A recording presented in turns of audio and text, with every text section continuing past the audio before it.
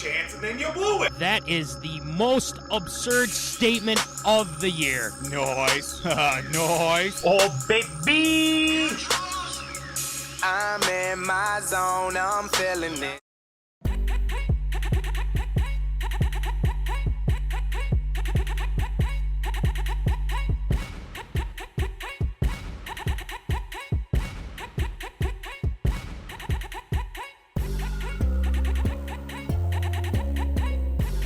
Live from Rock Solid Studios in Granite Falls, it's time for MinneZona Sports, live with DJ Matty C. and Paul the Shield Vold. And this is MinneZona Sports Live. We are back. Oh, 2 years. 2 years of this show. I can't believe it's been this long. Episode 94, by the way. We're getting close to episode 100. Wow. Oh, my goodness. But without further ado, you know it. You know who I am. I'm your host, DJ Matty C, a.k.a. Matt Callahan, a.k.a. Callie, a.k.a. Matty C, etc., etc., etc. And all the way from Woods and Shore Studios in Aiken, Minnesota, Paul Volt, the Shield. What is going on, Shield? We've been doing this show for 2 years and so long. So this is the same getup I wore for the very first show. And I do keep track. 94 shows, and I've repeated it a few times, obviously, over the time. But this is what I wore on the very first show, the Case Keenum Washington football team jersey and hat combination. We've been doing this so long that this ensemble no longer even exists anymore. I mean, the hat clearly says the former team. Yeah. You got the logo on the side. The jersey's got the team name that shall not be named as well. But so we've been doing this so long that there's even a football team that doesn't even exist anymore. That's how awesome episode 94 feels. 2-year anniversary show. It is completely insane how long we've been doing this already. Absolutely. And the fun thing about this is we've been doing this for 2 years, and 2 years ago, I remember us, going outside of Granite Falls here, cold as hell, trying to stay warm, do this trailer and everything. If you guys haven't, or you guys probably have seen the trailer, Zoners.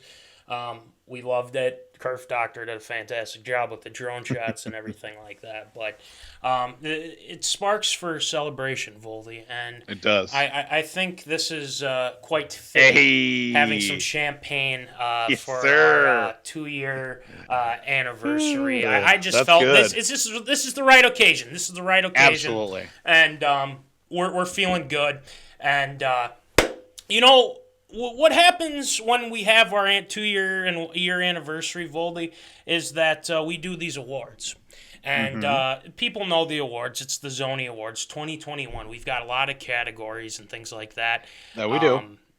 Sister is tuning in. Yay, bro / Uncle Matt. Thank you. Yay. Thank you to the family, and especially little M, my goddaughter. And for the people tuning in, this is a very, very special 2021 Zoney Awards.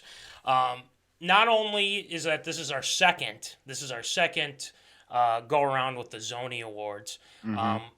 There are a lot of head scratchers here, and what I mean by that is that there were some close calls. There were some close calls, and we got to get into it. So. Let's start off, Voldy, with, first we got to put up the lower third, of course. 2-year anniversary. Here's the graphic that we posted today.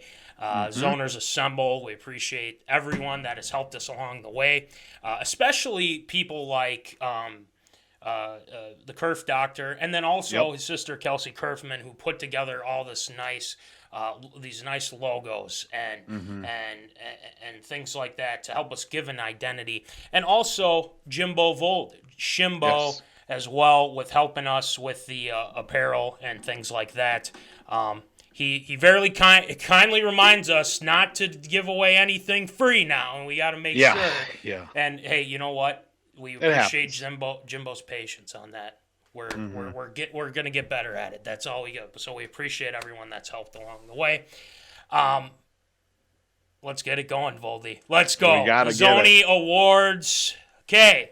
So the first awards here, we have Best Minnesota Team. And the Best Minnesota Team, I think, last year, I believe, with this, is we had the Minnesota United win. Minnesota United, yep. So it sounds right. It sounds right. That's kind of nice. We had them win, but there is a different team that won this time, and this team won unanimously. And I think this it's quite awesome. Congrats, you superstars! Oh, we try, Mama Callahan. But this was pretty cut and dry. The Minnesota Wild are the 2021 Minnesota's best teams. Claps all around. Kaprizov, all the boys. It just made sense. Voldy, I mean, they had a better record. They went in the first round of the playoffs. They lost, but they were one of the few teams that got to the playoffs, for goodness sake. The Vikings, definitely not. Underperformed, all that stuff. There was one vote for one team, though. The Twins. Who in their right mind picked the Twins? Of all the teams, you picked the Twins. Come on, man. Whoever did that is just trolling us. That's just, it's not good. It's probably a glancy thing here. That's probably what it is. Yeah. He probably voted for the Twins, but this was unanimous. The Minnesota Wild, Kaprizov, our guy, he's back here. So, it doesn't surprise me. So that's kind of where we'll leave it at for that. Zoners, please leave your thoughts. If you thought some other teams deserved it or not, we'll go from there. All right, so our next one, we're going to move on to a new one. This is the new, this is the biggest sports clown. And there were a lot of clowns. Right. There were a lot of clowns here in this year in sports. And the first, the first one there were a couple categories here. Okay, so first we have one UrbanMeyer. You all know the deal with that. Clowntonio Brown just recently acted like a fool. Aaron Rodgers, Mr. Immunized, Aaron Rodgers, whatever. John Gruden, it is what it is there. And then Deshaun Watson.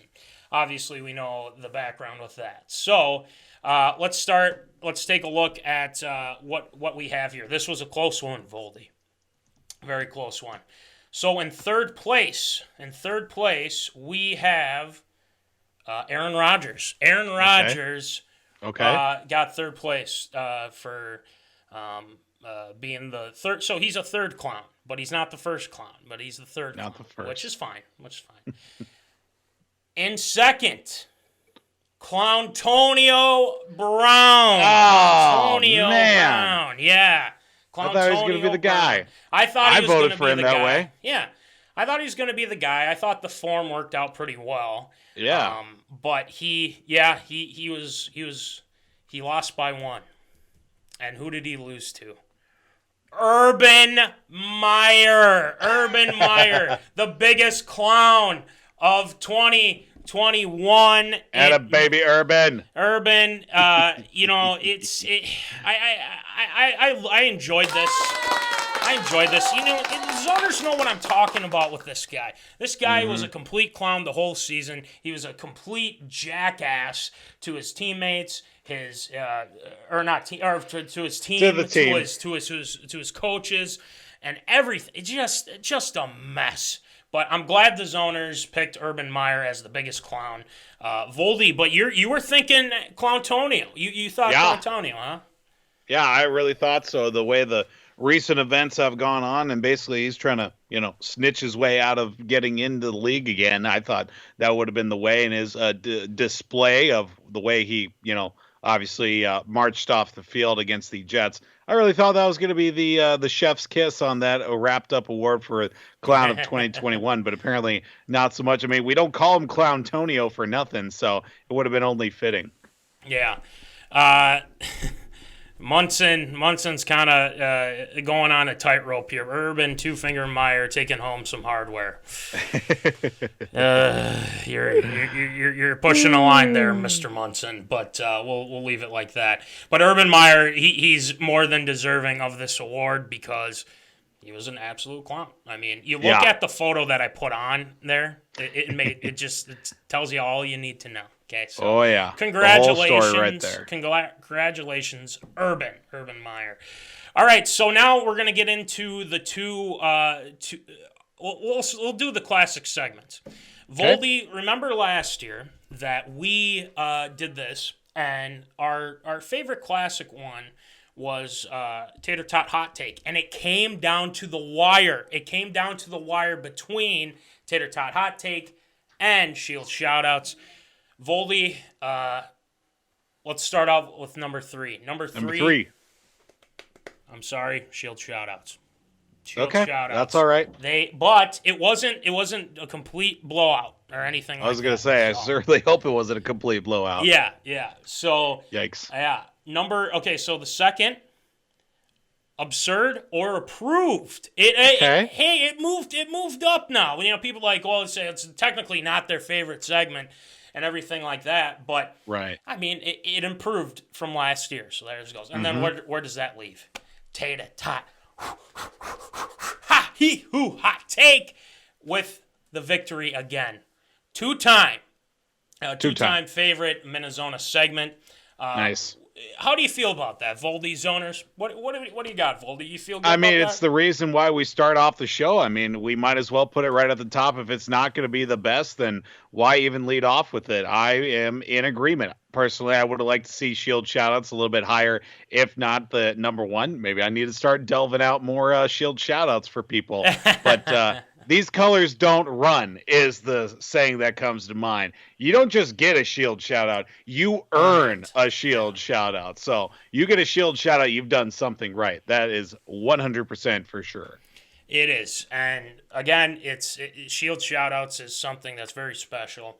And all of them, I mean, all the segments that we do are special, not only to myself, but to you, Voldy, as well. But we do this out of just fun. We want to know what the Zoners think, and the Zoners think Tater Tot Hot Take is the favorite classic one. Okay, we got 3 more left. Let's wrap this up, or let's get our third one here going. Favorite special segment. So we added a couple new special segments, or actually just one from this year, but it was Where Are They Now? And Where Are They Now is on there. Voldy's Virtues is on there. Table Topics is on there. Callahan School of Logic, Top 10 and Famous List, The North Remembers, etc., etc., etc. So since there's so many categories for this, we'll kind of go through the list here. So tied for 4th, Top 10 and Famous List, and Callahan School of Logic. Very nice. I like that. And I think those two are something we enjoy doing too, especially myself, just kind of, explaining some things that are on my mind in the world of sports. Then Top 10 and Famous List. I mean, who doesn't love that one too? But there's just so many good ones. And then our newest entry, 3rd place. Where Are They Now? Got 3rd place for favorite special segment. Hey, let's keep doing it, Voldy. I think it's shown, for sure, shown why we enjoy it so much. So Where Are They Now? Number 2. This was the defending champion last year. Table Topics. Number 2. Number 2 with Table Topics. But it's dethroned doesn't mean that it's going to go away. It's still a great segment. No. It's not going away. We got it right here. Mama Callahan knows best on that. All right, Voldy, the top favorite special segment. Voldy's Virtue. Wow. Oh, my God. Yeah. Voldy's Virtues comes out with a victory. Well-deserved, Voldy. People love your virtues, man. I mean, they want to go to the Temple of Wisdom. They want to know what they want to hear. If I could give you this bottle of champagne for you, I'd give it to you. So congratulations, my friend. How do you feel about that? Start shooting that thing off, spraying everybody. Although it'll be a little bit cold. It is pretty cold up here, so. Yeah, true. Do you have an acceptance speech on this? So wow, I'm so unprepared right now. Let me just, first off, I'd just like to thank the Academy for choosing this, such a prestige honor within itself. Love to give a big thank you to the fans as well for all the zoners out there that have joined the Temple of Wisdom, me dropping knowledge bombs on you left and right, here and there whatsoever. Without people's ignorance on topics of that do not get a lot of light, but get a lot of light in my world, we wouldn't even be in this situation right now when it comes to sports topics, when it comes to the fact that Joe Mauer never really did it for me, the fact that Roger Clemens and Barry Bonds deserve to be in the Baseball Hall of Fame, the fact that sabermetrics is a completely asinine stat into topics altogether. Why does everything need to be a stat in to begin with as well? Without topics like that to talk about, we wouldn't be in this situation. So without you, the zoners out there, I just want to say thank you as well. And also got to give a thank you and a shield shout out to me, of course, because it is Voldy's Virtues in the Temple of Wisdom. And go ahead and play me out. Start playing the music in the background and everything. So, we're good to go. So, however that works, that's awesome. So the Virtues come out with the victory for special segment. Like I said, great job, Voldy. Perfect. Mom McCallan says, "Congrats on your victory, Mr. Shield. Table topics will always be hot on your heels." So. I'm perfectly fine with that. I love table topics. No problem. I love the competition. Yeah, hey, why not? Like we said, it's all in good fun. We got to get to this, man. This has been a long time coming, and if he's still on here right now, I want, and he knows who he is. This is a huge moment here, and there were some statements that were made in this 2021. There were a lot of really head-scratching statements. One of them was yours truly. I had one. Mm-hmm. Voldy, you had one as well. I did have one. Mikey, our guy Mikey, had one as well. Then there's that guy. Austin Hanley. Oh, Hanley. Let's go through who got what. Yep, and, 4-1. Let's see who got it. So, most absurd statement. Yours truly. No votes. No votes. Wow. I said that Dalvin Cook was going to win the rushing title this year. People didn't think that was absurd. They didn't think it was absurd. So hey, I love it. That counts. I appreciate that. That dustpan's got to go somewhere. That dustpan has got to go somewhere. But it's not coming here anymore. It's going to be shipped to whoever. Third place for most absurd statement.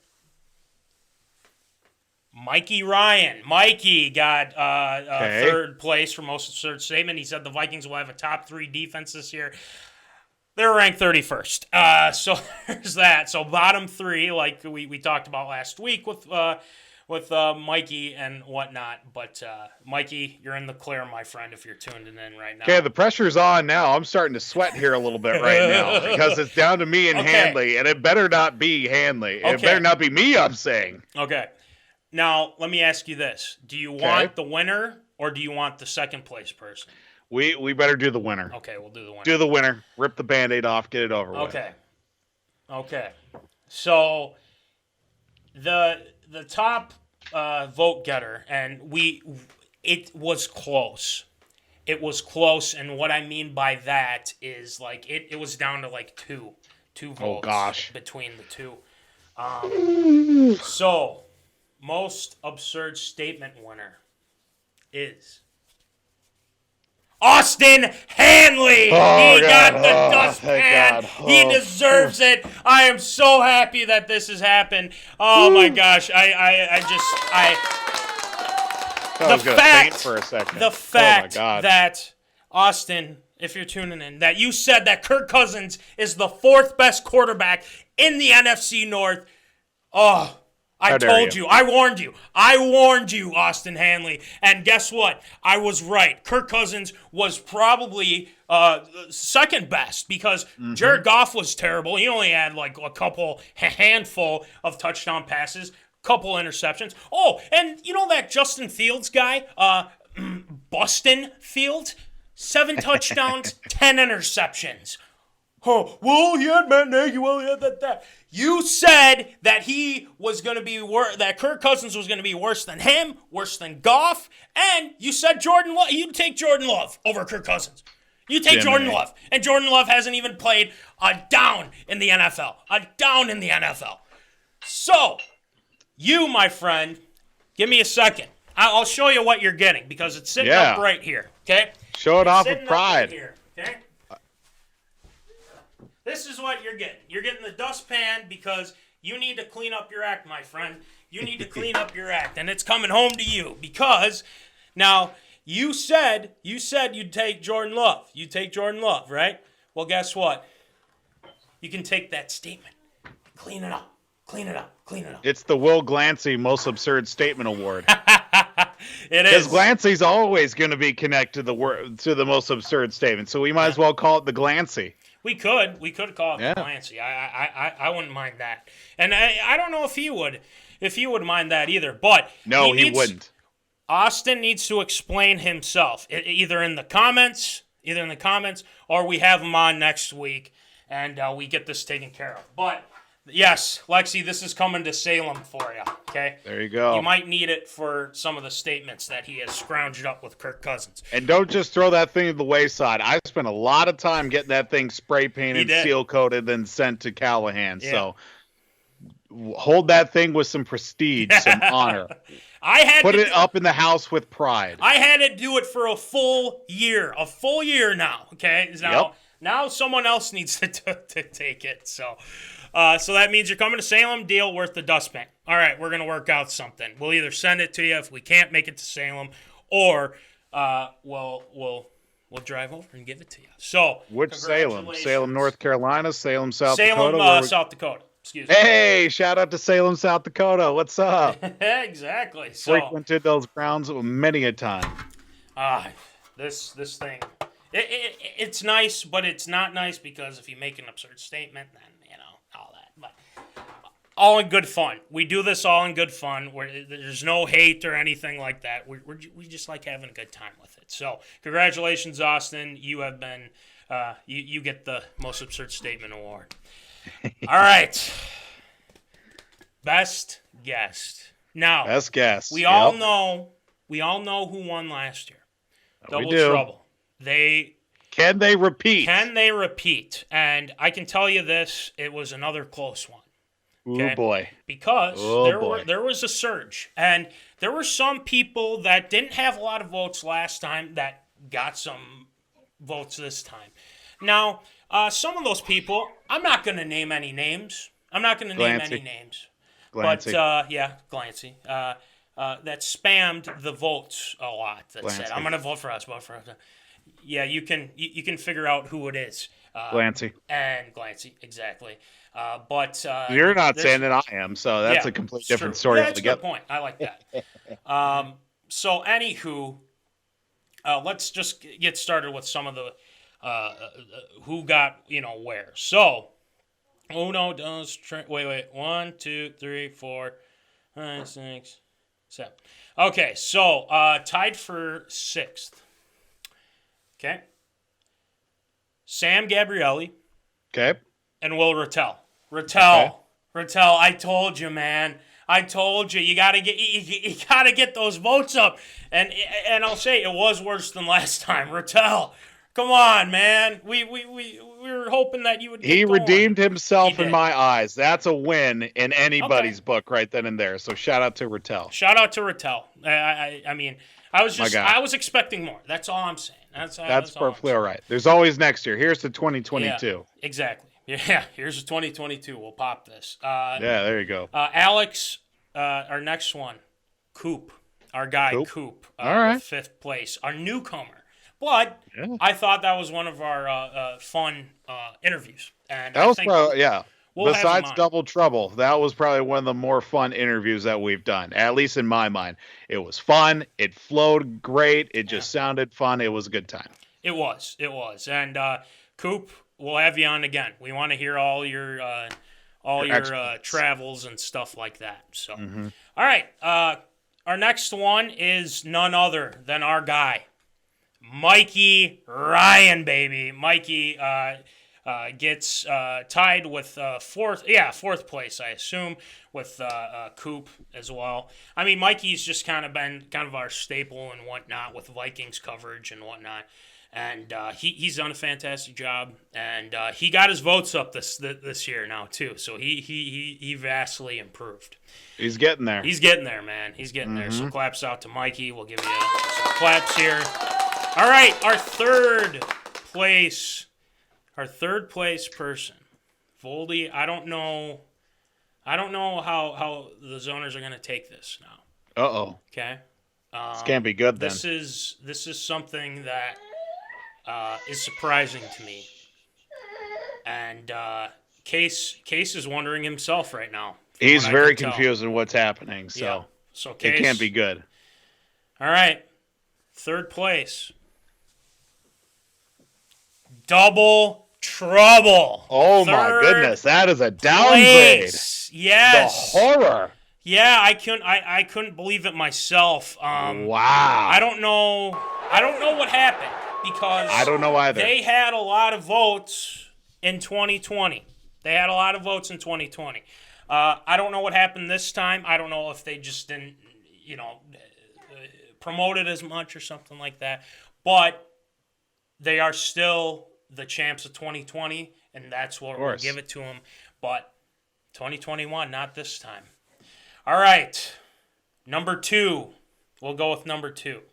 Mm-hmm. There were a lot of spam clicks with this person, and I think you know who I'm talking about. So second place goes to Will Glancy. Yes, Will Glancy. He thought he could cheat the system. He thought he could just put all these votes out there and expect, well, Matty C, I'm going to try and steal this. Yeah, I know, Case, exactly. I don't know why he thought he could just steal this this best guess thing. But you ain't cheating, you ain't trying, I guess. That's a good point. But Will Glancy, second place. I give him some props. Second place. I give him some props. He did what he could. All right. Number 1, our number 1 guest. I'm trying to think of who it's going to be, because not Gabs, not Coop, not Double Trouble, not Mikey, not Glancy. It is. Not Will Tell, not Mikey. Nope. It is Cole Munson. The Ricky Rubio apologist wins best guest of 2021. I can't believe it. I don't know how this happened because there were some spam clicks too on this, so I could have very well disqualified both of them. And with the natural clicks for Double Trouble, that could have been their second. But Cole Munson, I think a lot of it was organically, but there were some spam clicks in there. If I'm Double Trouble, I'm appealing the decision to the commissioner right now. I am putting in my appeal for the suspension. We're going to have controversy starting 2022. Here we go. Here we go, baby. Here we go. But I will say Cole did a great job. He did, yeah. Filling in, coming on, talking with the Wolves. Justice, he says justice prevails. BS, I would say. Just kidding. People love their Ricky Rubio. Yeah. Well, if only Ricky Rubio could shoot, Cole. If only Ricky Rubio could shoot, my friend. Yeah, dumb people love their Ricky Rubio. Yeah. Well, there you have it. There you have it for all of our Zoney Awards. Congratulations to all of our award winners. Some good, some bad. Just kidding. But we mostly bad, except for me. Yeah. So Voldy, you did win for the Voldy's virtues and everything like that. Very well deserved. Thank you. Appreciate that. So let me ask. Wait, here we go. I got a good one here. Nick Dahlhoff, our guy Nick Dahlhoff. Okay. Double Trouble needs to throw the challenge flag and get a booth review. Replay assist. Here we go. I do, yeah. And the thing is I do have the Google Sheets on some of these votes here. And Glancy tried. He thought he could pull a fast one on me, and maybe even months. But hey, so. props to them on the wherewithal to go out there and get those votes. Yeah. Hey, if anything, that's going to help us out. I mean, it's not going to help them out because we already know that they spam the crap out of it. Yeah. So. Well, I think we already got our next guest for next week, Voldy. Austin Hanley. See y'all next week, I guess. Oh, boy. I can't wait. I can't wait. Because we need to talk about some things, my friend. We need to talk about some things. We do. We got to talk about how I was living out in South Dakota for 3 years, and not once did we intersect at all. Yeah, that is weird. Hanley, we gotta clear the air on that. We gotta clear the air, and obviously you could clear the dust particles maybe a little bit with this, but I kid, I joke. But Voldy, before we go into a couple of our favorite moments, and we want the zoners to put it in the comments as well for this year. But we do have some news coming up for season 3. That's coming soon. And there's some minor changes. Nothing that's going to affect anything that we got going on. We're still doing the show. Right. There's nothing. This is very good thing for us, and we'll reveal that when the time is right. And we will be working on the hype video. The Kerf Doctor will be as well, and then we'll reveal what we got going. So we've got some cool things coming your way. So we're feeling good about it. Popping champagne, all that fun stuff. Yes, sir.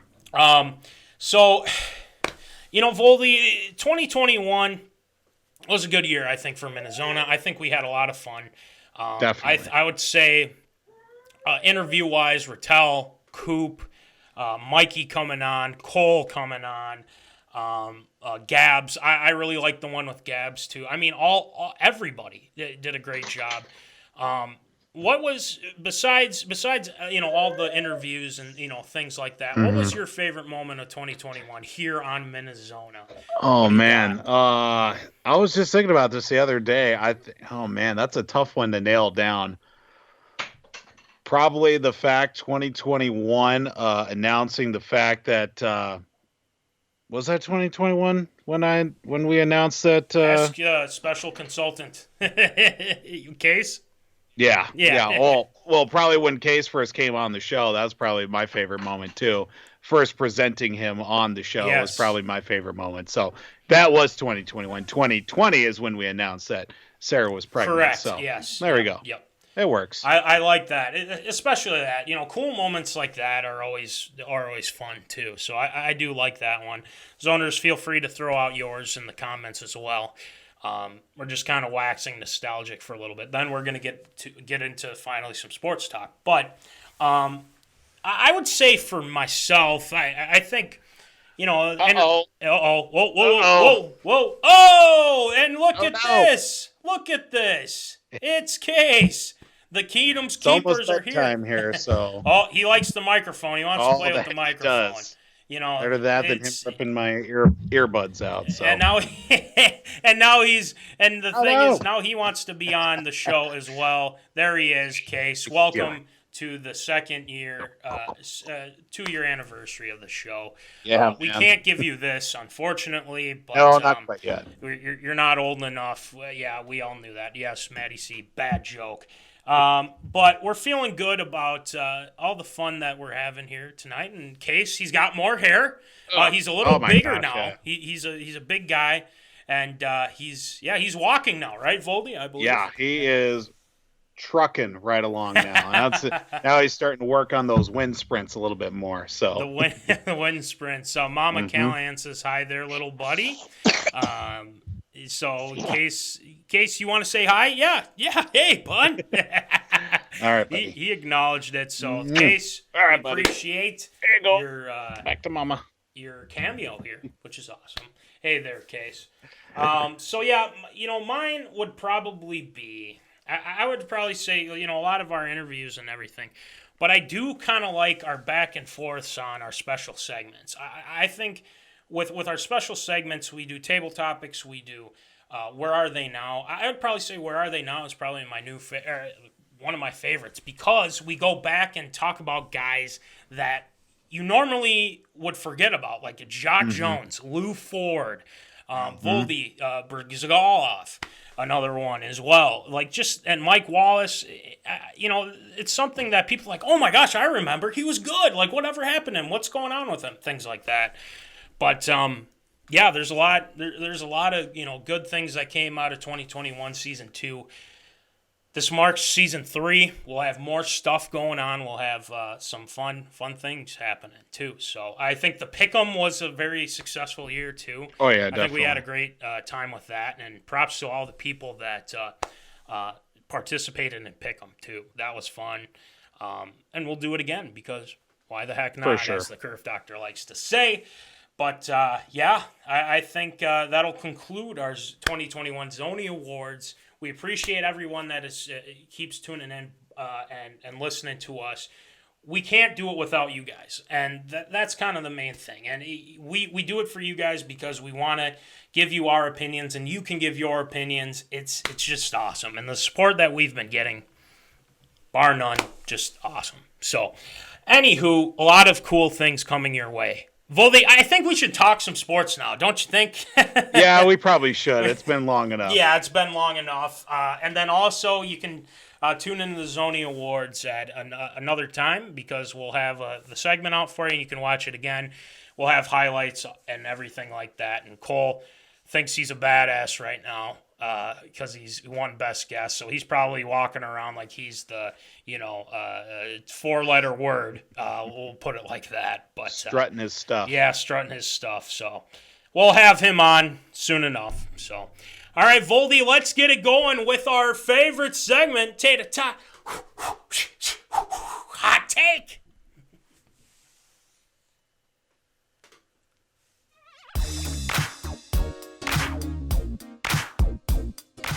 Fresh out of the oven, it's Tater Tot Hot Take.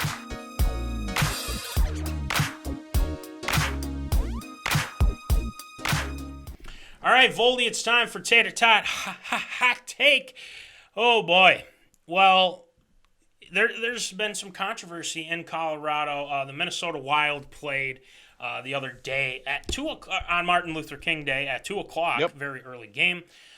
They took on the Avalanche, and again, the Avalanche are poised to make another run as well in the playoffs and onward. But there was some controversy at this game. The MinnesotaWild, Capo Kakinen, he makes an incredible save, but I don't know if the zoners have seen the video. You should check it out. But the puck may have crossed the line on the goal here. Dean Evison was not happy about it. He asked the referees, actually, who made the call. You guys are the league. They said the league did, and then asked, did you guys see it in the net? They said no, it was never in the net. So he wants to see, he wants to see the video of everything. And Voldy, I looked at the video. I looked at where they think the puck was. I don't think anybody can tell. I don't think anybody could tell. And I believe that's when Colorado went up 3-2, and then unfortunately the Wild lost in the shootout, but they still get a point, so that helps. Still get a point, yep. So Voldy, just based on what you're seeing, or if you're seeing something different than me, did that puck cross the line or no? What do you think? No, it didn't. There's no way you can definitively say that puck went across the line. It's completely irrelevant to the point that it was taken out of the officials' hands to begin with, as the league said, yeah, it crossed the line and you guys got the call wrong. Now, if the league, if anything that we know anything about video replay, all the views and the angles should be the same right there at ice level, and therefore the league too. So I don't know how or where that the league had a different angle to say that puck under his pad, under his foot, under his skate went across the line compared to what they had seen on the monitor, right there in the penalty box area to say, nah, that's not a good goal. Like, I don't understand how that angle was any different or the league had any better chance of overruling and saying, yeah, that's a goal. And Colorado is up, in that game as well. Thankfully, the Wild were able to tie it up late and then unfortunately losing in the shootout as well. I'm right with Everson on this one. It's like, so if they said it didn't cross the line, but the league said it crossed the line, what's the difference? Like, what are they seeing that the officials aren't? It's the same situation that we're seeing in football too, of how the fact that replay and some officials are just like, it's no big deal, we'll get replay, and then one's relying on the other while the other is trying to rely on the other, and there's just that give and take with not a whole lot of repercussions if something goes wrong or another one. And this could be the same situation right now, but I think the officials on the ice made their decision. Unfortunately, they were overruled, but it shouldn't have been a goal anyway, because there's no way you can tell that puck went across the line or not. Right, and I'm looking at it here, and I hope that the zoners can see this too. Here's the photo from our guy, Michael Russo. Mm-hmm. If I can get it back up here, of course, it's just how my day's been going. Right. Gosh, where the heck is it? There we go. Okay. I think we can get enough of it. So if you look here, zoners, that's where they think the puck was. This is from the NHL Network. They don't really give that could be his skate, for God's sake. I mean, or his pad. You can't tell me that's a skate or not. You can't tell me that that's definitely the puck, when clearly I don't see the puck anywhere in that photo. If you want to take a look at it, check out hockeywilderness.com or look at Michael Russo's Twitter account as well. But I agree with you. I think it's one of those things where they're like, well, it's probably crossed the line and everything. It's like, well, you don't know that. They made the call and they made the decision, well, the league thinks it was in.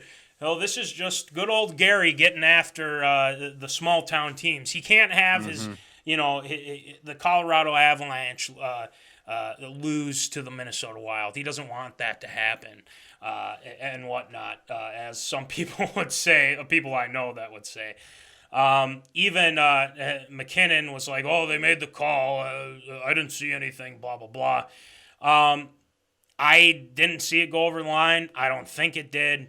I think if this was absurd or proof, I think it's absurd. And Dino is not happy about it. And that's the last guy you want to piss off, because we've seen Dino on the bench, and he'll kick your butt. So we got some comments here from the zoners. Seems like that type of stuff always happens to Minnesota teams. So that's our curse. I don't even know what we deserved for it. Agreed with Laura. Amber says, "Get the photo." LOL. Yeah, I got the photo, and we showed it. I could show it again if need be. I think the puck was there. If it was the Wild, it would not be a goal. Let's be honest. Yeah. Yeah, it would. Yeah. That's just how things would go. But Voldy, I hate to look at the bright side of this, because I'm kind of pissed, because I wanted to win too.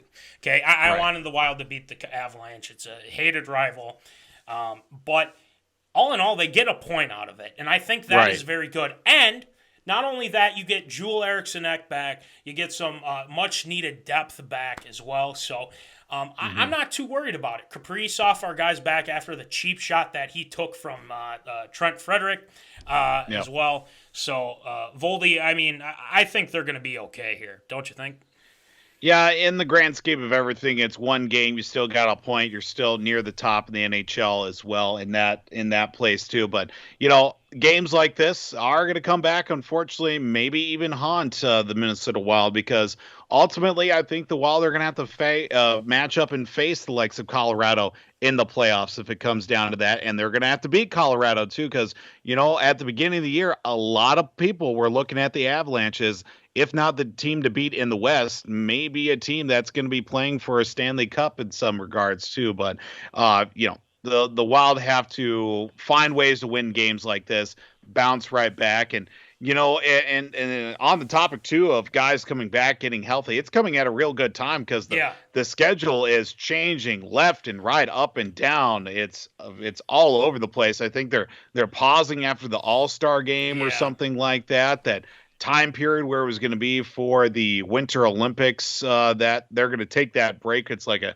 2-week break, 2.5-week break to, kind of mitigate things with COVID, and they adjusted the schedule, and it's all just going to be a wackadoo month of February for the NHL too. So getting guys back right now is going to be helpful, especially they get a couple games in before that long break for the quote unquote COVID Olympic break for the NHL. That's going to be a big help in the later half of the season for the Wild. I think it'll help big time, and I also think that with the guys that are coming back, and I mean you're in a good spot in the standings too, so I'm not too worried about it. I think they'll be a-okay, and a lot of these games that were postponed are coming back here as announced as well. So the NHL got it wrong, but again, they look at Minnesota and they think, Minnesota, you kidding me? Who the hell cares?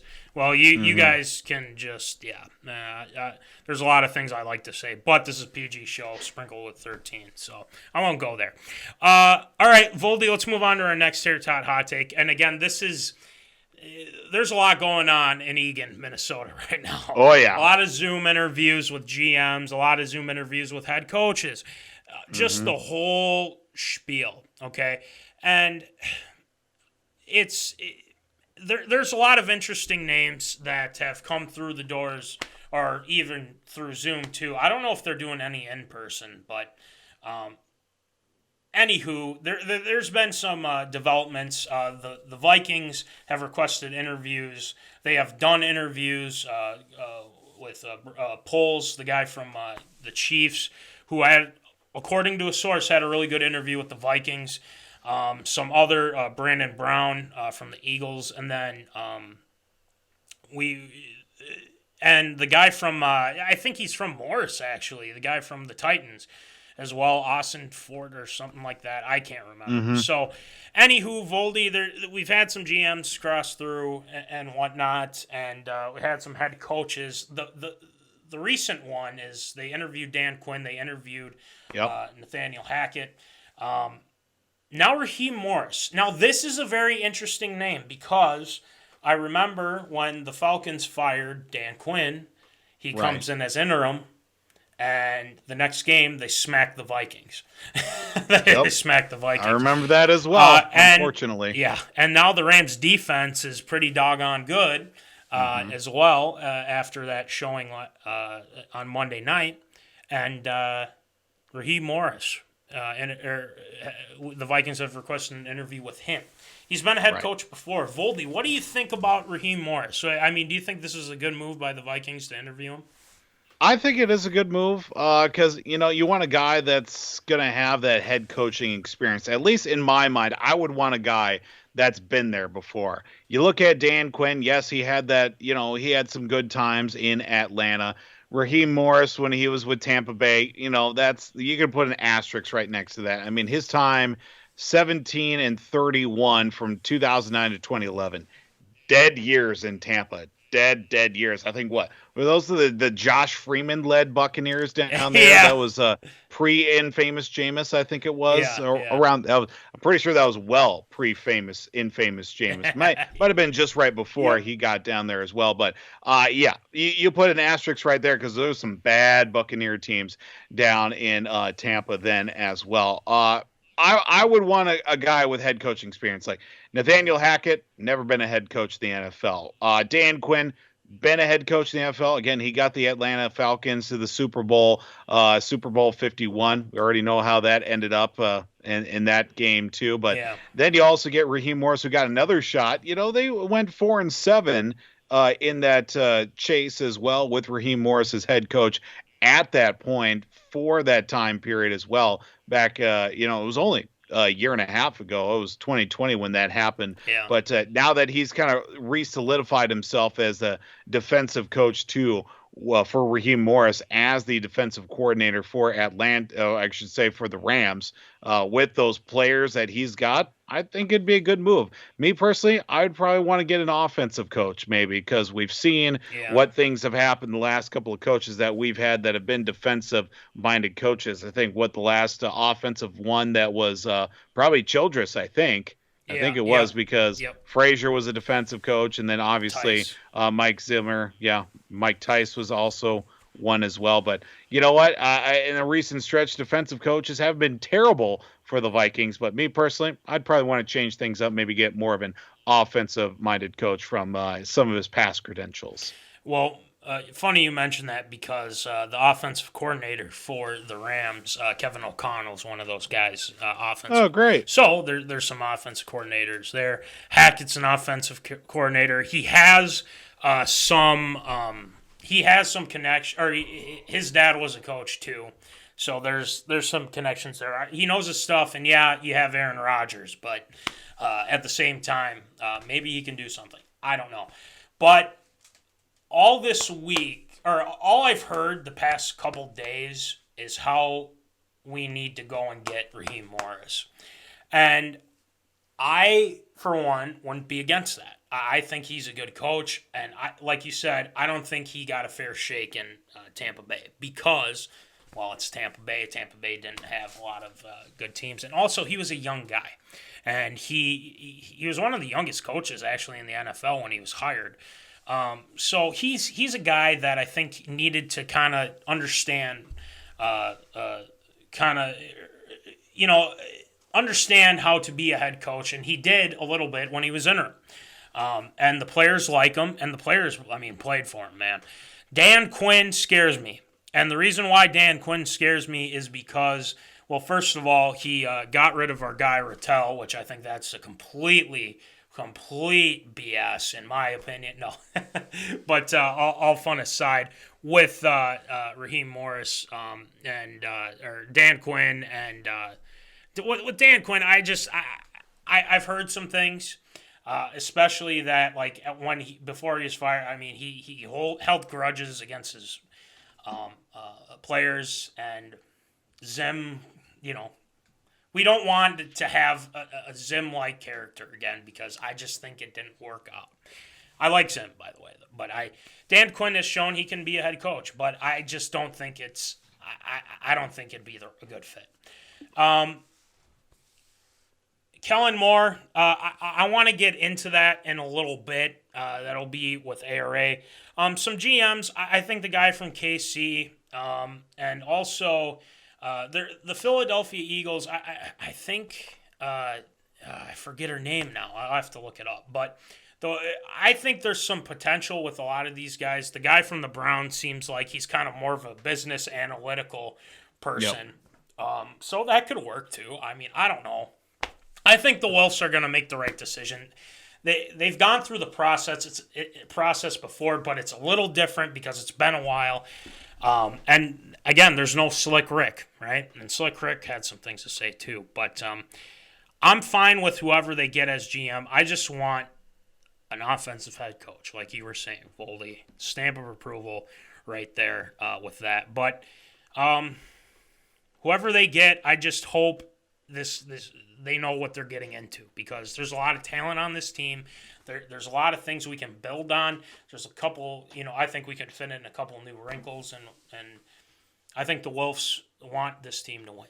So we'll see what happens. So we'll keep up to date on that. Obviously, with the offseason and the playoffs happening right now, that'll probably be our focus. But until they hire somebody, then we'll have some more info for you as well. So that'll do it for Tater Tot Hot Take, the Zoner's favorite segment. We love it. But another great segment is Absurd or Approved. We have three tonight since we had our Zoney Awards, and they're very good. One involving our guy, Justin Jefferson, the Cowboys, and the MLB. What more can you ask with ARA this week? So, anywho, let's get it going with some Absurd or Approved. It's time for everyone's favorite segment, Absurd or Approved.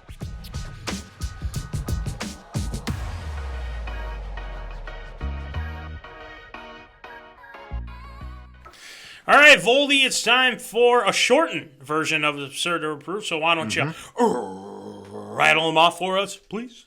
Well, since the last time we had a show, the Associated Press did release the All-Pro teams for the NFL, and there were a couple of interesting selections, the All-Pro to the All-Pro first team.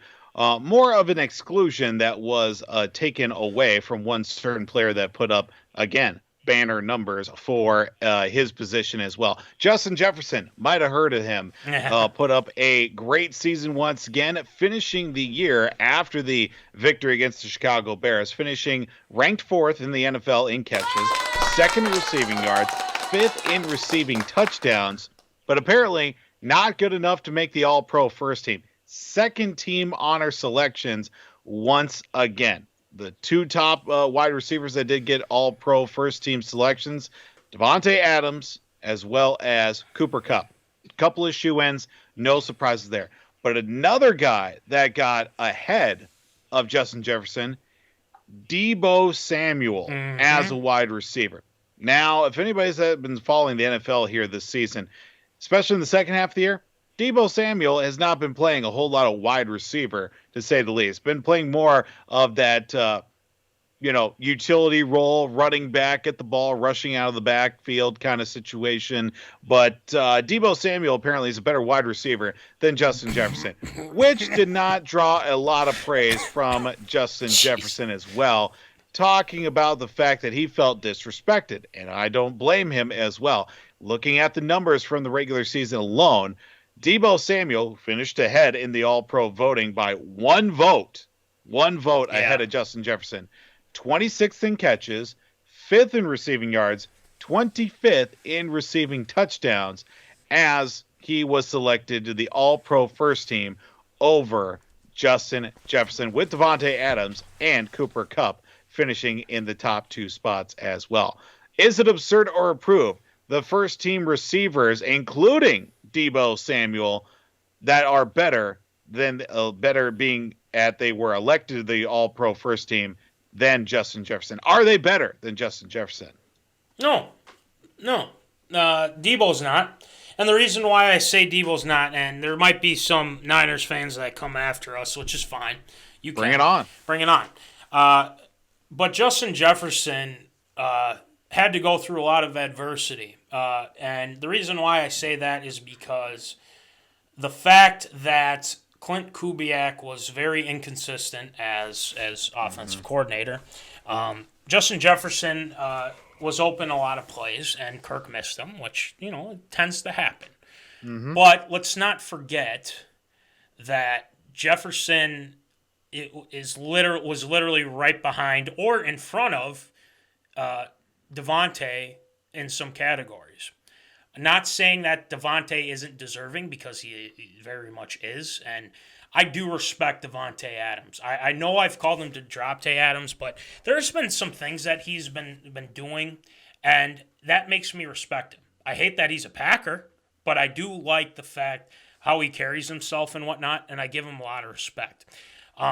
Cooper Kupp, very deserving this year. But Deebo Samuel, there is no way on God's green earth, that Deebo Samuel is better than Justin Jefferson. Justin Jefferson had Adam Thielen out for a while. He hurt his ankle. And Justin Jefferson had to be literally leaned on a lot of the time. And he came through, especially in that Packers game. He outplayed, all due respect to Davante Adams, he outplayed Davante Adams that day. Davante even gave him praise, too, saying that this dude is real. Yeah. Exactly. And game recognizes game, man. Exactly. And Deebo Samuel, I give him a lot of credit. The guy can play two positions. That's pretty impressive. Absolutely. But the stats that you brought up, 26th in catches, 5th in receiving yards, 25th in receiving touchdowns. That is the difference. That is the difference. And Justin Jefferson had over that, and almost, by the way, had the most receiving yards over Randy Moss if the Vikings got him the ball in the last game there. But, well, I think he can very much get it next year too. But Justin Jefferson should be ahead of Deebo Samuel just because the body of work that Jefferson has had so far in his career has been 10 times better than what Deebo has. And Deebo's only had one season that's been good so far. Just saying. I think it's absurd. Voldy, what do you think? Yeah.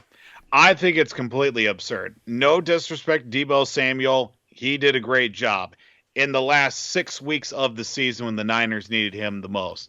The Vikings, I wouldn't say needed. Well, I'll say it. The Vikings needed Justin Jefferson to play great all season. Yeah. And he did all season long. He was great. Even when he had, low numbers. Adam Thielen had more catches. Dalvin Cook went off for 200 yards against Pittsburgh. He still put up numbers, regardless of the fact that maybe he didn't get the ball as much. Maybe he had an off night. Maybe a couple drops here and there. Maybe some bad play calling, which was a very consistent thing as well. Justin Jefferson put up the numbers all season. Deebo Samuel only got lucky because Kyle Shanahan's just like, let's give this a try here in like week 11 or something like that. Ended up working just fine for them, hence why they're now in the divisional round. And yes, the Vikings got bounced out of the playoffs with 2 weeks left in the season. This is another issue that I have with the voting of like the all-pro team, because it's not about like the players choosing or the coaches or those that are actually in the game deciding who is the best in the league. It's guys that are, it's sports writers, just like the Baseball Hall of Fame. It's not guys voting on who's the best, who should be in there. You got guys that have been to a lot of baseball games, guys who write about baseball, not guys that are actually in there day in and day out. And I could save this for another Voldy's Virtues. Please remind me to save this as a topic too. Okay. Just because you've been to a lot of football, baseball games doesn't mean you know diddly squat about football. I've been to the bathroom a lot. Doesn't mean I should be running the Department of Health or anything as well in that regard. It's completely absurd the fact that Justin Jefferson is not a top 3 receiver for an all-pro team.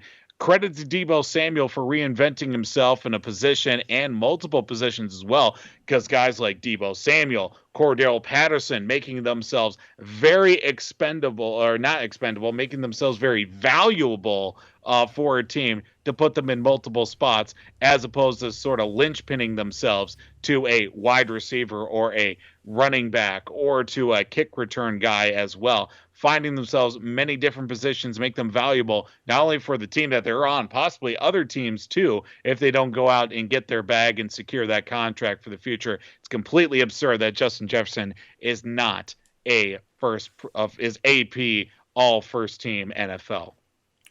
He should be first team. Yep. We have some breaking news because I haven't looked at some updates, but the Viking, or you probably know, the Vikings I know where we're going with this completed an interview with Kellen Moore. This actually is a perfect segue. Isn't this a great segue into this? So our next ARA directly involves this guy and the current head coach of the Cowboys. So Voldy, we might as well just rattle it off for the zoners right now. So go ahead. Yeah, well, this one is alluding to possibly a dangerous situation for Vikings fans, but we're talking about the ending of the Dallas Cowboys, San Francisco 49ers NFC wildcard game, 23-17. Cowboys got the football. They're driving down the field. They decide to call a quarterback draw with only 14 seconds left and get the ball to the 41-yard line of San Francisco. Things going crazy. You got players running back and forth. You got the umpire who has to spot the ball in order for them to spike it to stop the clock. Does not get enough time off. The play finishes about, they get the ball there with about 4 or 5 seconds left. Umpire runs into Dak Prescott, runs into the center, spots about 3 or 4 different places before they can get the ball snapped. And by the time they do snap it, there's no time left, and the Cowboys lose the football game. Run for 17 yards, no timeouts, 14 seconds left. You got plenty of time to go out and spot the ball. Ended up losing the game in that they needed a touchdown to, a touchdown to tie it. Yeah. And then a extra point to win the game. Correct. You come that close once again for the Cowboys, and well, heads will roll, as the saying goes. There's been backlash for Mike McCarthy, Dak Prescott, Kellen Moore as well, the offensive coordinator. A lot of repercussions potentially. I mean, the officials coming off the field were getting beer bottles thrown at them or something as they were coming off the field because of the call as well. Looking at the situation as a whole, remember watching the play, I'm just like, why is he running it? And they're not going to get enough time to get this thing spotted. And if they do, there's going to be 1 second left, and then you got to throw the home run ball, and that usually does not work out too well for a lot of teams. So should there be repercussions for the play call for Mike McCarthy and or Kellen Moore on the final decision for that quarterback draw with 14 seconds and no timeouts left? Yeah, there should. There should be repercussions right now with Minnesota because I personally think that we should have canceled the interview with Kellen Moore. But the thing is I was saying that before that whole play and whatnot, but it just solidified what to expect with him. Kellen Moore, yes, he's a former player, but let me ask you this question, Voldy, and even the Zoners here too, obviously. When you look at Kellen Moore, do you see him being a head coach of this team? Honestly. I mean, 7 years. Right. Yeah. There you go. In he's 7 a child. Years. Exactly. He's a 30-some-year-old child that's still going to be babyface. I was listening to K-Fan. I was listening to Paul Allen. He had some this reporter for Dallas or whatever. He said he looks like an 11th grade kid, a guy in high school. Looks like a Bible salesman. And yeah, can you see this guy leading a group of men, and with veterans that are older than him and things like that? Is he a good offensive mind? Maybe. I mean, yeah, they've had the top offense and everything, but they laid a dud against San Fran. Not saying that San Fran's a bad team or anything by any means, but if you're not able to score and you're the top offense, I mean, you shouldn't be winning that game. Now let's get to the call. The call with him doing the QB draw, they weren't going to get the ball snapped in time. No. There was not enough time. And Dak, that should be on Dak. Why? Because he didn't get down quick enough. If you're going to do that play, you get down as soon as possible. You get everyone up to the line. And it's like, whoa, the ref didn't do the right thing. He got in the way.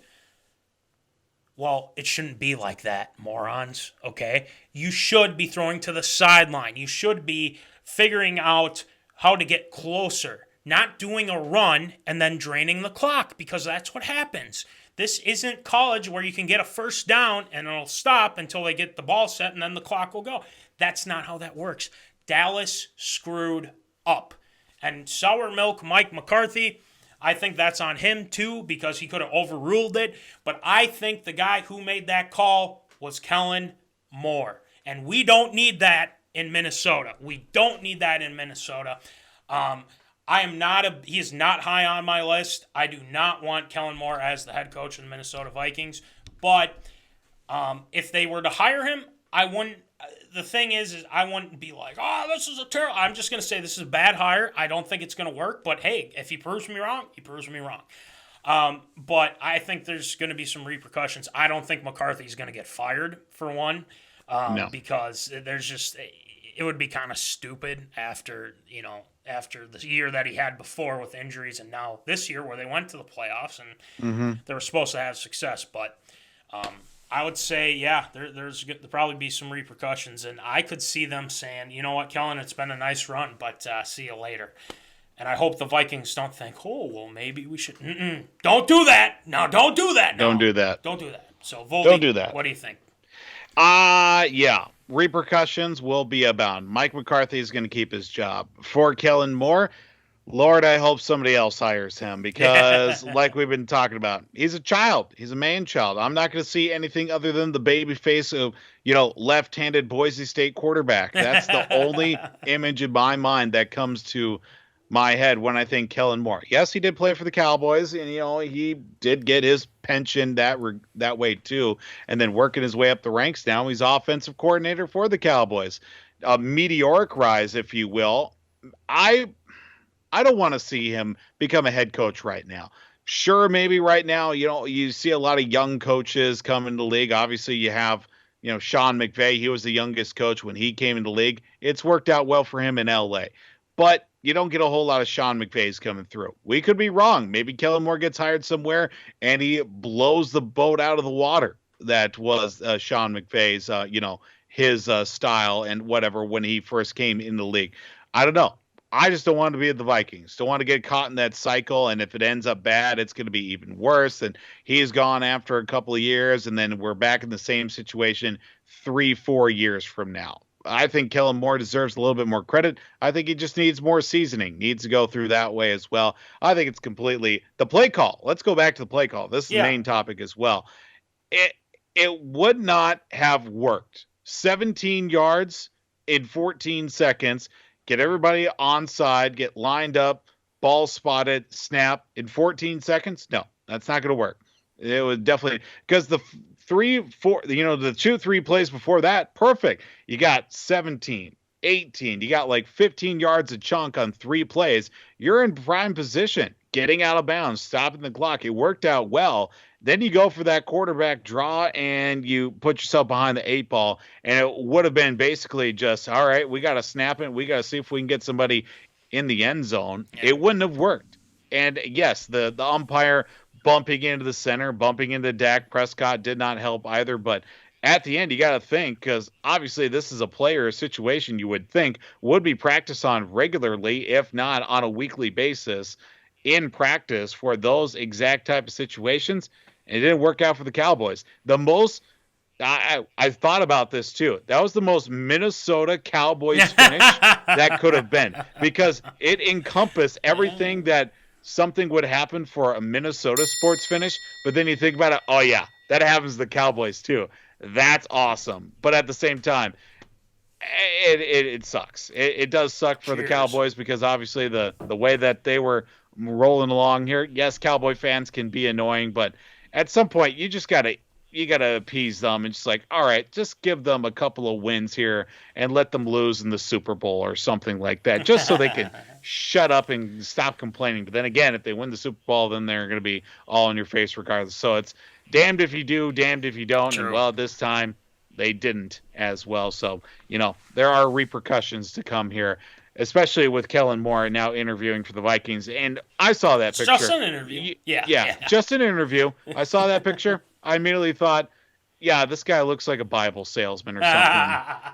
selling you vacuum cleaners door to door. Yeah, they would have, honestly, he would have to blow them away. Absolutely blow them away. And it depends, the question is, it depends on who they hire as GM. And that's going to be the next question too. And a lot of these candidates I've never heard of before, besides maybe the KC guy. But it's, there's some good things with some of these guys, but there are some that kind of leave you scratching your head. Why are we even looking into this? So I don't know. Stuffage has probably one of the most approved statement already. Cowboys are not America's team. They're not. I'm sorry. You don't have the Super Bowls to show for it as of late.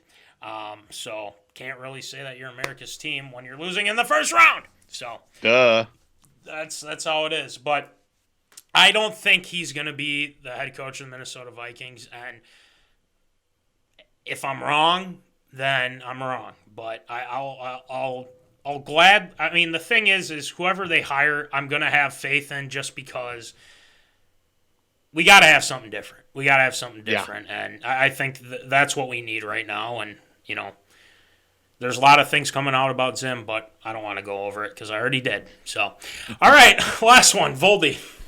Well, we can't really have Major League Baseball talk as of now because, well, nothing's going on with the lockout. But the Atlantic League, which is a team that which is a league that's in partnership with Major League Baseball, announced that they're going to be making some changes for the upcoming season. Now, they're going to be restoring the pitching mound at 60 feet, 6 inches from home plate and returning the strike zone judgment to umpires after experiencing moving the rubber back 1 foot to 61 feet 6 inches and having basically the robot umps and automatic ball strike system as well. Now, this has been going on since the last couple of seasons as right around the time that Major League Baseball and the Atlantic League came together to agree on testing some rules and equipment that could potentially reach the majors as well. So the moving back of the rubber and also the robo umps as well with the ball strike system. Yep, not going to be hanging around for much longer as well.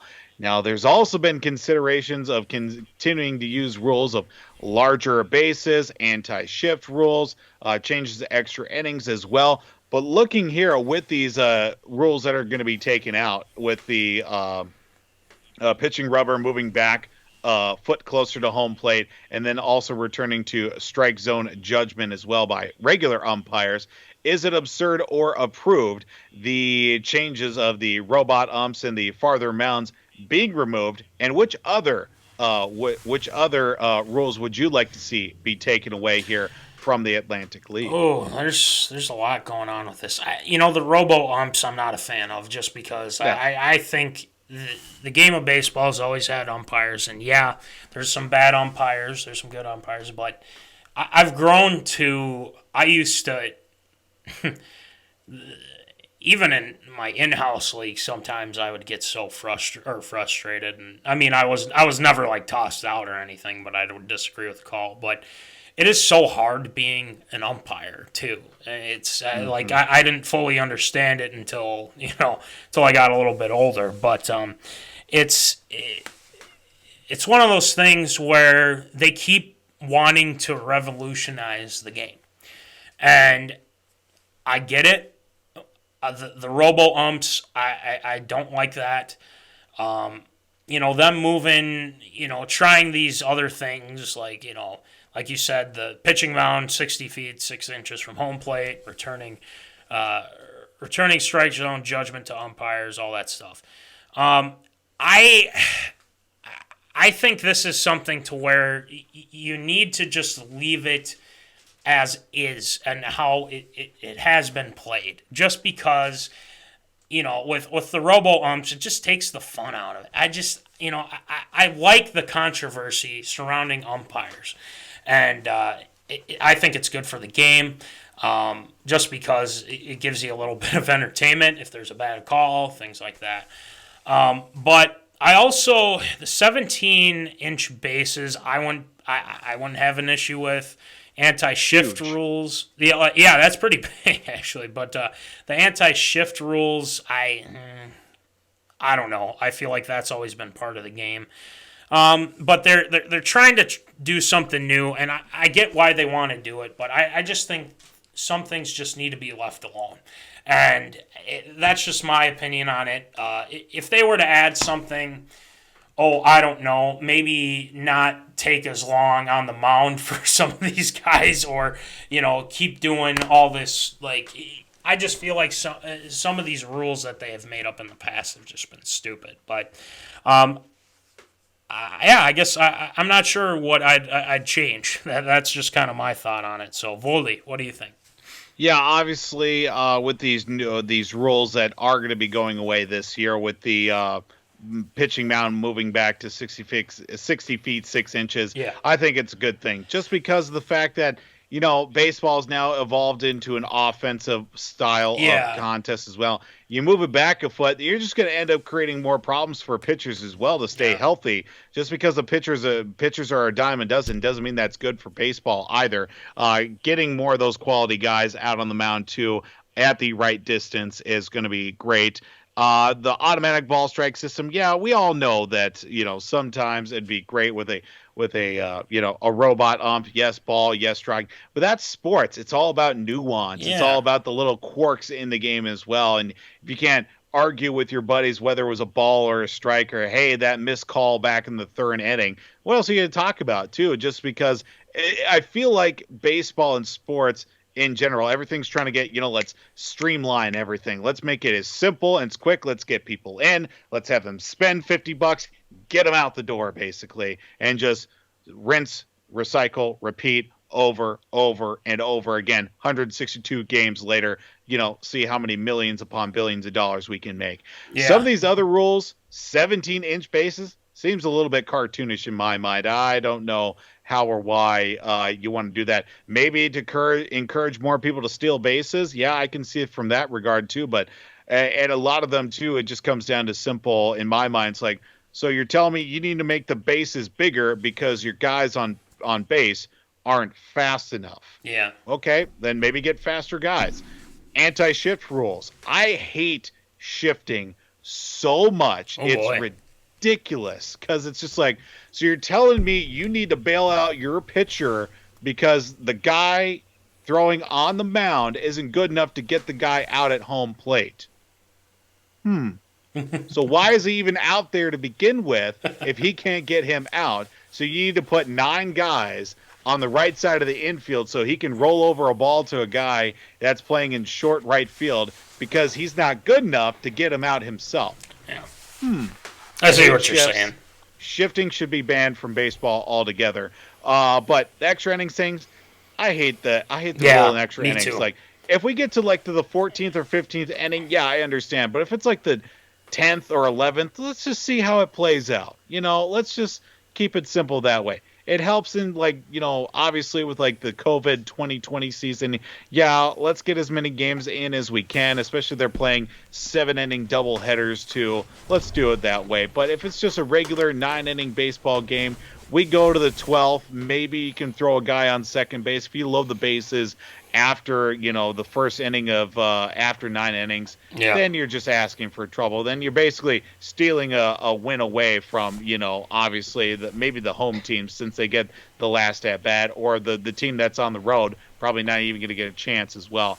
I think a lot of good moves by the Atlantic League. Hopefully by next year we'll be talking about maybe the removal of the larger bases and maybe the extra innings thing. But, you get these two out of the way right now with the further mounds and also the automatic ball strike system. That's just going to be good as well. And hopefully Major League Baseball takes these to heart and doesn't even think about sniffing some of these changes that have happened in the last couple of years. You'll have to talk to Manfred.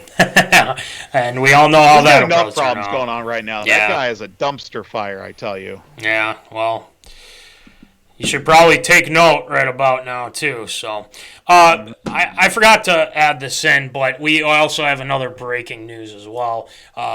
And our guy, Anthony Edwards, has been ejected from the game against Atlanta. Yeah. I saw what happened. Good. I think he said something to the ref, and the ref was having none of it.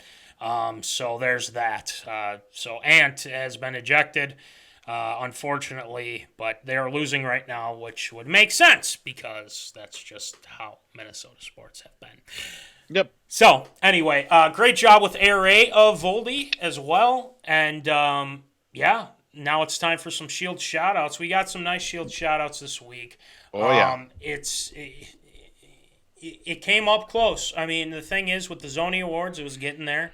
It was there. But, let's remember who named Tater Tot Hot Take. And that is our special consultant. Creative consultant. Creative consultant. Yes. Sorry. Thank you.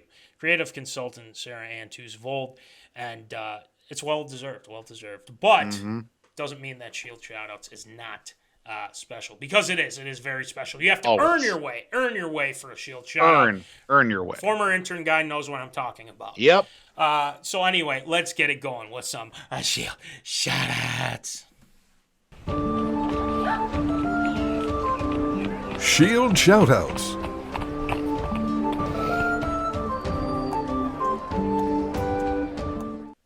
All right, Voldy, who you shouting out tonight?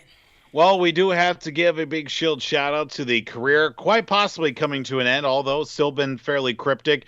Big Ben Roethlisberger and the Pittsburgh Steelers unfortunately trounced out of their way of the postseason with that loss to the Kansas City Chiefs in the AFC wild card back over the weekend as well. I believe that was the Sunday night game. But Big Ben, yeah, most likely his career done in Pittsburgh as well. Won a couple of Super Bowls and been in a couple of Super Bowls as well. So congratulations to him on his career. And hopefully, you know what, maybe a nice spot in Canton, Ohio coming his way here in a little over maybe 5-6 years time if he does decide to hang them all up as well after, he is done with playing in the NFL.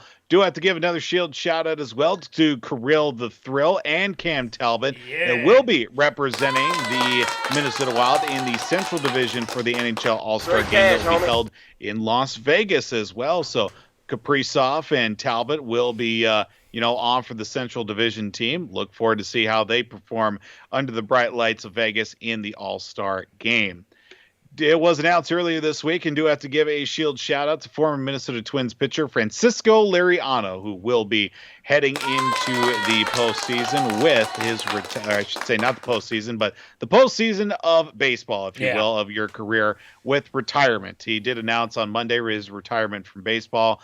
Was an all-star in 2006 for the Twins. Also threw that no-hitter in 2011, which was 11 years ago. I can't even think about it. Still sometimes feels like it wasn't all that long ago. But, yeah, Liriano did throw a no-hitter in 2011 for the Twins, even though he had like 9 walks in that game or something like that. Yeah. But Francisco Liriano, when he was healthy, when he was good, man, was he fun to watch as well, especially around the time when Johan was still chucking for the Twins too.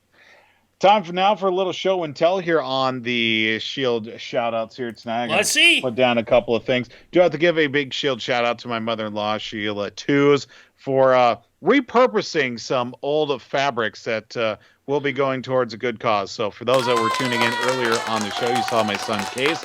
Well, my son's case is going to be representing the alma mater of creative consultant, Mrs. Sarah Ann Tews-Vold, and yours truly, Southwest Minnesota State. Oh, baby. And believe it or not, these are actually made out of a pair of old sweatpants that I used to wear, that Sarah used to wear as well. I thought were long lost or just hanging out somewhere. And now, lo and behold, it's a snowsuit.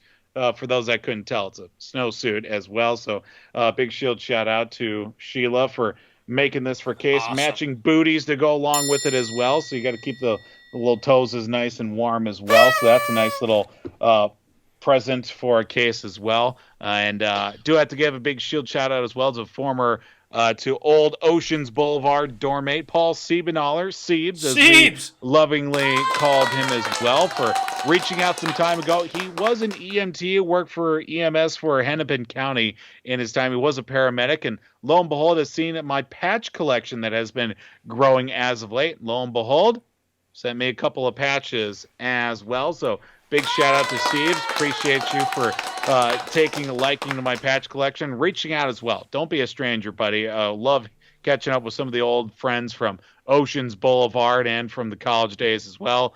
Oceans for life. Just throwing it on up there as well. Big Shield shout out to Siebes for the patches. They will go to a good spot here in the collection as well. That's going to do it for Shield shout outs this week. Ooh.